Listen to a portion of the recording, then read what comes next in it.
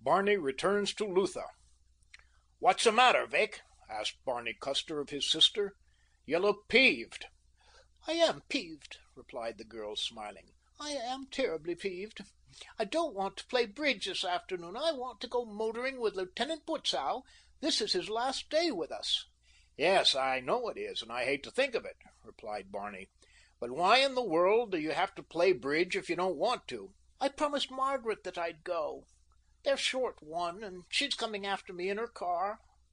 "Where are you going to play? At the Champion Lady Bridge Players on 4th Street?" asked Barney, grinning. His sister answered with a nod and a smile. "Where you brought down the wrath of the Lady Champion upon your head the other night, when you were letting your mind wander across to Lutha and the Old Forest instead of paying attention to the game," she added.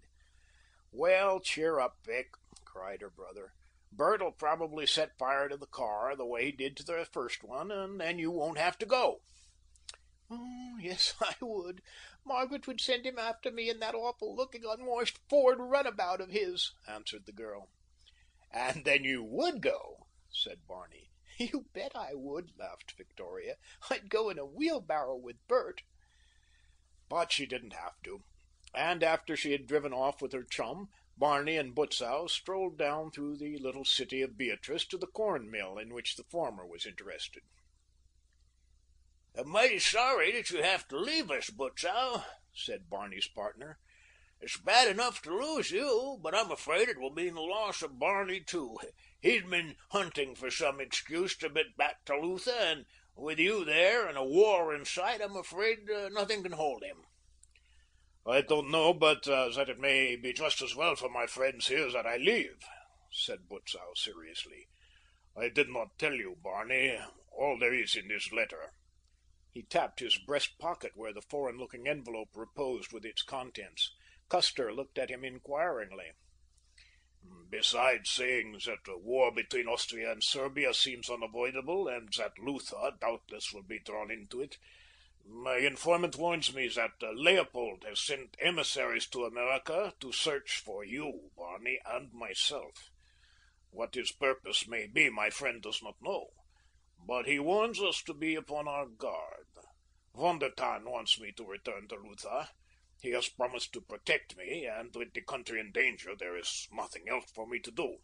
I must go." "I wish I could go with you," said Barney. "If it wasn't for this dinged old mill, I would.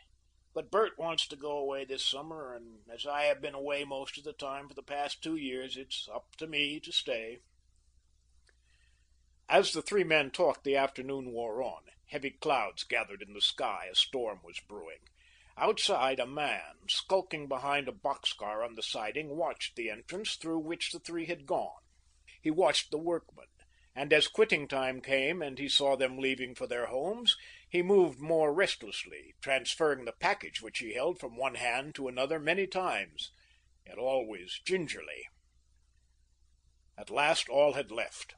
The man started up from behind the boxcar, only to jump back as the watchman appeared around the end of one of the buildings. He watched the guardian of the property make his rounds. He saw him enter his office, and then he crept forward toward the building, holding his queer package in his right hand.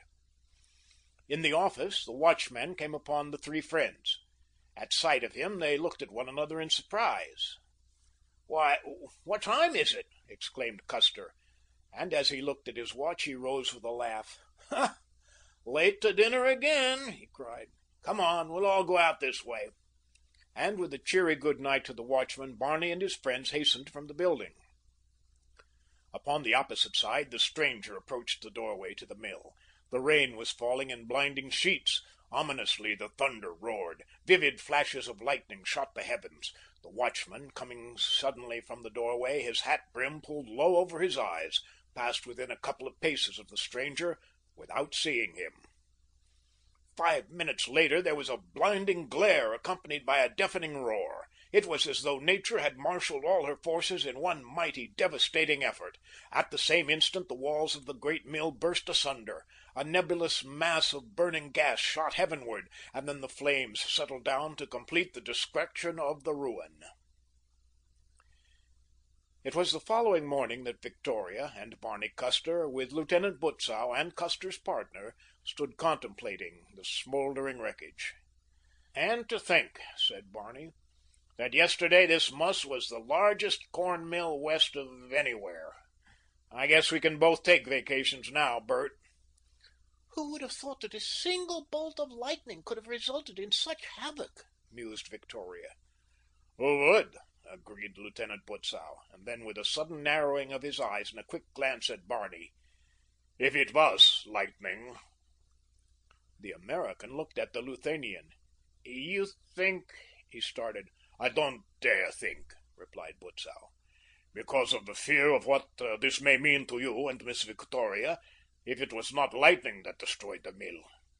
I shouldn't have spoken of it, but that it may urge you to greater caution, which I cannot but think is most necessary since the warning I received from Luther."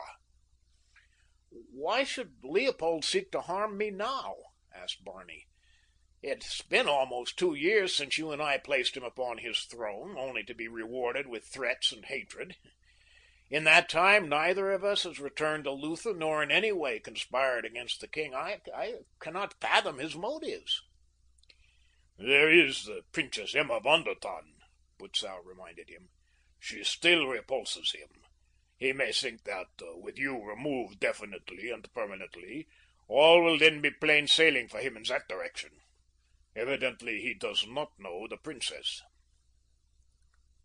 An hour later they were all bidding Butzow good-bye at the station. Victoria Custer was genuinely grieved to see him go, for she liked this soldierly young officer of the Royal Horse Guards immediately. "You must come back to America soon," she urged. He looked down at her from the steps of the moving train.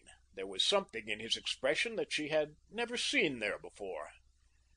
"I want to come back soon," he answered, to Beatrice." And he flushed and smiled at his own stumbling tongue. For about a week Barney Custer moped disconsolately, principally about the ruins of the corn mill. He was in everyone's way and accomplished nothing. "I was never intended for a captain of industry," he confided to his partner for the 100th time. "I wish some excuse would pop up to which I might hang a reason for beating it to Europe. There's something doing there. Nearly everybody has declared war upon everybody else, and here I am stagnating in peace. I'd even welcome a tornado." His excuse was to come sooner than he imagined. That night, after the other members of the family had retired, Barney sat smoking within a screened porch off the living room. His thoughts were upon a trim little figure in riding togs, as he had first seen it nearly 2 years before, clinging desperately to a runaway horse upon the narrow mountain road above Tafelberg. He lived that thrilling experience through again, as he had many times before. He even smiled as he recalled the series of events that had resulted from his resemblance to the mad king of Lutha. They had come to a culmination at the time when the king, whom Barney had placed upon a throne at the risk of his own life, discovered that his savior loved the girl to whom the king had been betrothed since childhood, and that the girl returned the American's love even after she knew that he had but played the part of a king. Barney's cigar, forgotten, had long since died out. Not even its former fitful glow proclaimed his presence upon the porch, whose black shadows completely enveloped him. Before him stretched a wide acreage of lawn, tree-dotted at the side of the house. Bushes hid the stone wall that marked the boundary of the Custer grounds, and extended here and there out upon the sward among the trees. The night was moonless but clear. A faint light pervaded the scene. Barney sat staring straight ahead, but his gaze did not stop upon the familiar objects of the foreground. Instead, it spanned 2 continents and an ocean to rest upon the little spot of woodland and rugged mountain and lowland that is Lutha. It was with an effort that the man suddenly focused his attention upon that which lay directly before him. A shadow among the trees had moved. Barney Custer sat perfectly still, but now he was suddenly alert and watchful. Again the shadow moved where no shadow should be moving. It crossed from the shade of one tree to another. Barney came cautiously to his feet. Silently he entered the house, running quickly to a side door that opened upon the grounds. As he drew it back, its hinges gave forth no sound. Barney looked toward the spot where he had seen the shadow. Again he saw it scuttle hurriedly beneath another tree nearer the house. This time there was no doubt. It was a man. Directly before the door where Barney stood was a pergola, ivy-covered. Behind this he slid, and running its length, came out among the trees behind the night prowler. Now he saw him distinctly. The fellow was bearded, and in his right hand he carried a package. Instantly Barney recalled Butzow's comment upon the destruction of the mill. If it was lightning. Cold sweat broke from every pore of his body. His mother and father were there in the house, and Vic, all sleeping peacefully. He ran quickly toward the menacing figure, and as he did so, he saw the other halt behind a great tree and strike a match. In the glow of the flame, he saw it touch close to the package that the fellow held, and then he was upon him. There was a brief and terrific struggle. The stranger hurled the package toward the house. Barney caught him by the throat, beating him heavily in the face, and then, realizing what the package was, he hurled the fellow from him and sprang toward the hissing and sputtering missile where it lay close to the foundation wall of the house, though in the instant of his close contact with the man, he had recognized through the disguising beard the features of Captain Ernst Mank, the principal tool of Peter of Blentz. Quick though Barney was to reach the bomb and extinguish the fuse, Mank had disappeared before he returned to search for him, and though he roused the gardener and chauffeur and took turns with them in standing guard the balance of the night, the would-be assassin did not return. There was no question in Barney Custer's mind as to whom the bomb was intended for. That Mank had hurled it toward the house after Barney had seized him was merely the result of accident, and the man's desire to get the death-dealing missile as far from himself as possible before it exploded. That it would have wrecked the house in the hope of reaching him, had he not fortunately interfered, was too evident to the American to be questioned. And so he decided, before the night was spent, to put himself as far from his family as possible, lest some future attempt upon his life might endanger theirs. Then, too, righteous anger and a desire for revenge prompted his decision. He would run Mank to earth and have an accounting with him. It was evident that his life would not be worth a farthing so long as the fellow was at liberty. Before dawn, he swore the gardener and chauffeur to silence, and at breakfast announced his intention of leaving that day for New York to seek a commission as correspondent with an old classmate who owned the New York Evening National.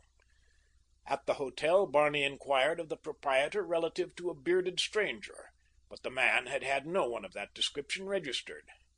Chance, however, gave him a clue. His roadster was in a repair shop, and as he stopped in to get it, he overheard a conversation that told him all he wanted to know. As he stood talking with the foreman, a dust-covered automobile pulled into the garage. "Oh, Bill," called the foreman to the driver. "Where you been so early?"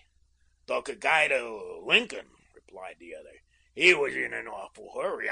I bet we broke all the records for that stretch of road this morning. I never knew the old boat had it in her." "Who was it?" asked Barney. "I don't know," replied the driver. "Talked like a foreigner and looked the part. Bushy black beard. Said he was a German army officer and had to beat it back on account of the war. Seemed to me like he was mighty anxious to get back there and be killed." Barney waited to hear no more. He did not even go home to say goodbye to his family. Instead, he leaped into his gray roadster, a later model of the one he had lost in Lutha, and the last that Beatrice, Nebraska, saw of him was a whirling cloud of dust as he raced north out of town toward Lincoln. He was 5 minutes too late into the capital city to catch the eastbound limited that Mank must have taken. But he caught the next through train for Chicago, and the second day thereafter found him in New York. There he had little difficulty in obtaining the desired credentials from his newspaper friend, especially since Barney offered to pay all his own expenses and donate to the paper anything he found time to write. Passenger steamers were still sailing, though irregularly, and after scanning the passenger lists of 3, he found the name he sought. Captain Ernst Mank, Lutha. So he had not been mistaken after all. It was Mank he had apprehended on his father's grounds. Evidently the man had little fear of being followed, for he had made no effort to hide his identity in booking passage for Europe. The steamer he had caught had sailed that very morning. Barney was not so sorry, after all, for he had had time during his trip from Beatrice to do considerable thinking, and had found it rather difficult to determine just what to do should he have overtaken Maenck in the United States. He couldn't kill the man in cold blood, justly as he may have deserved the fate, and the thought of causing his arrest and dragging his own name into the publicity of court proceedings was little less distasteful to him. Furthermore, the pursuit of Maenck now gave Barney a legitimate excuse for returning to Lutha, or at least to the close neighborhood of the little kingdom, where he might await the outcome of events and be ready to give his services in the cause of the House of Von der Tann should they be required. By going directly to Italy and entering Austria from that country, Barney managed to arrive within the boundaries of the dual monarchy with comparatively few delays. Nor did he encounter any considerable bodies of troops until he reached the little town of Burgova, which lies not far from the Serbian frontier. Beyond this point his credentials would not carry him. The Emperor's officers were polite but firm. No newspaper correspondence could be permitted nearer the front than Burgova. There was nothing to be done, therefore, but wait until some propitious event gave him the opportunity to approach more closely the Serbian boundary and Lutha. In the meantime, he would communicate with Butzow, who might be able to obtain passes for him to some village nearer the Luthanian frontier, when it should be an easy matter to cross through to Serbia. He was sure the Serbian authorities would object less strenuously to his presence. The inn at which he applied for accommodations was already overrun by officers, but the proprietor, with scant apologies for a civilian, offered him a little box of a room in the attic. The place was scarce more than a closet, and for that Barney was in a way thankful, since the limited space could accommodate but a single cot, thus ensuring him the privacy that a larger chamber would have precluded. He was very tired after his long and comfortless land journey, so after an early dinner he went immediately to his room and to bed. How long he slept he did not know, but sometime during the night he was awakened by the sound of voices, apparently close to his ear. For a moment he thought the speakers must be in his own room, so distinctly did he overhear each word of their conversation. But presently he discovered that they were upon the opposite side of a thin partition in an adjoining room. But half awake, and with the sole idea of getting back to sleep again as quickly as possible, Barney paid only the slightest attention to the meaning of the words that fell upon his ears, until, like a bomb, a sentence broke through his sleepy faculties, banishing Morpheus upon the instant. "It will take him but little now to turn Leopold against Von der Tann." The speaker evidently was an Austrian. "Already I have half convinced him that the old man aspires to the throne. Leopold fears the loyalty of his army, which is for Von der Tann body and soul. He knows that Von der Tann is strongly anti-Austrian, and I have made it plain to him that if he allows his kingdom to take sides with Serbia, he will have no kingdom when the war is over. It will be part of Austria. It was with greater difficulty, however, my dear Peter, that I convinced him that you, Von Koblich, and Captain Maenck were his most loyal friends. He fears you yet, but nevertheless he has pardoned you all.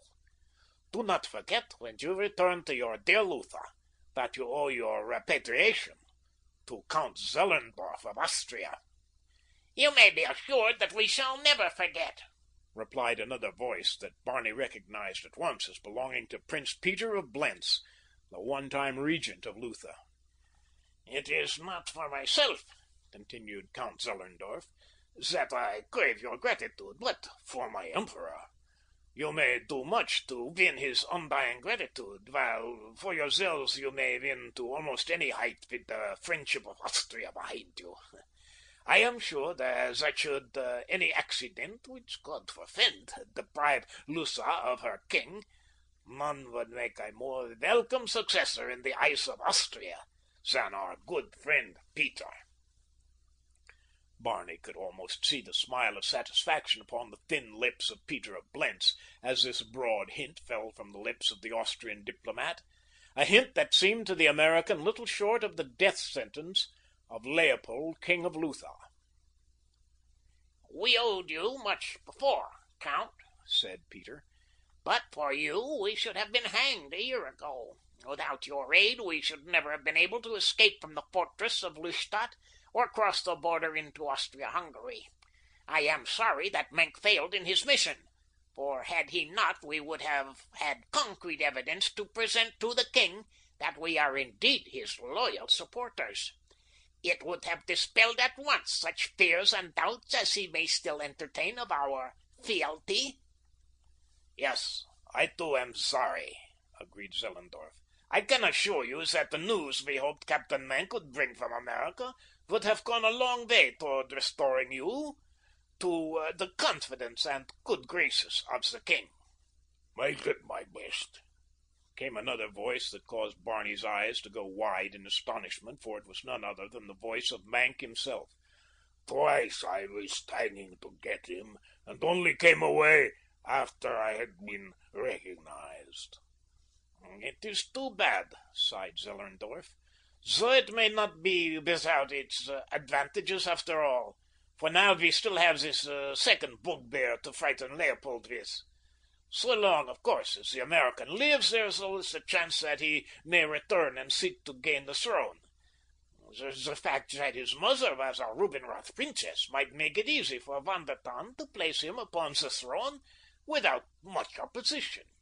And if he marries the old man's daughter, it is easy to conceive that the prince might favor such a move.